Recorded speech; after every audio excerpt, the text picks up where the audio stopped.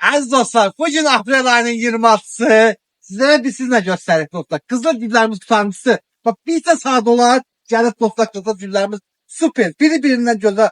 Renklerini gösterelim aziz müşteriler. Bak. Bakın bak biri bu. Görürsünüz süper görünüşü var. Ondan sonra diye. Bak dostlar. Bu ağdı bak. Bak bu ağdı bak maşallah. Bak tumurcuğuna bakanda da bilinir. Bak görünüşü gösterdik geçe. Ondan sonra diyeyim bak dostlar bak bak. Bak bu sarıdır. La bak. Bak bu da yumurtalar partisi dostlar. Sarıdır. Canım sədəsi. Yani bir çox renklerimiz var. Bak mesela dostların gözəliyinə bak bak.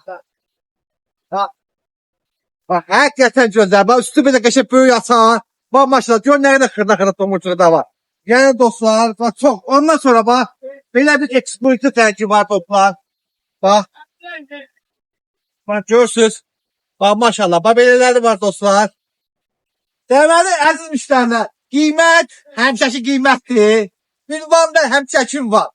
Bundan gözəl güllər kimdə var? Gəlin aparın da.